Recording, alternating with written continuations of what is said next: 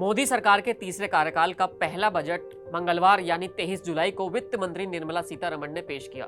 ये पहली बार है जब नरेंद्र मोदी के केंद्र की सत्ता में आने के बाद एक तरह से गठबंधन सरकार के रूप में देश ने बजट देखा है और इसकी छाप बजट के हर हिस्से में देखने को भी मिली है। लेकिन आम आदमी की नजर बजट में जिन मुद्दों पर रहती है कि उनकी जेब पर क्या असर पड़ रहा है। निर्मला सीतारमण का बतौर वित्त मंत्री ये लगातार 7वां बजट था। लोगों को उनसे काफी उम्मीदें भी रहीं और इसी का असर अब मार्केट में भी दिख रहा है।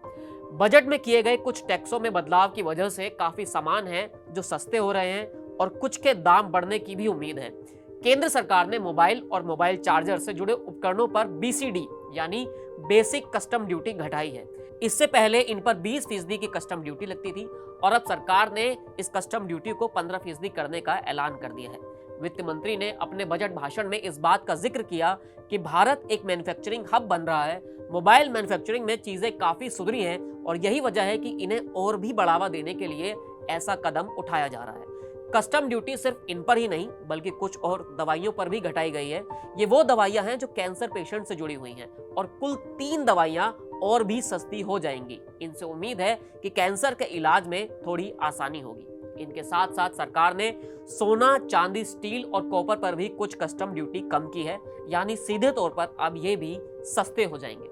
मोदी सरकार देश में सोलर के इस्तेमाल को बढ़ावा देने पर जोर दे रही है। इसी को आगे बढ़ाते हुए सोलर सेल पैनल को बनाने में जिस सामान का इस्तेमाल होता है उन्हें भी सस्ता किया गया है।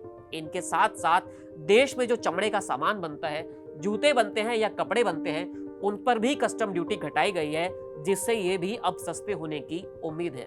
मोदी सरकार का पूरा फोकस इस बार मैन्युफैक्चरिंग को बढ़ावा देने पर रहा है। इसी वजह से इस तरह की ड्यूटी घटाकर मैन्युफैक्चरिंग को बढ़ावा देना और दाम को घटाने पर जोर दिया गया है। सिर्फ ऐसा नहीं है कि सामान सिर्फ सस्ता ही हुआ है, कुछ चीजों पर कस्टम ड्यूटी बढ़ने से सामान महंगा भी हुआ है। मोदी सरकार ने प्लास्टिक सामान पर आयात शुल्क बढ़ा दिया है। इसके अलावा हवाई सफर भी अब महंगा हो गया है।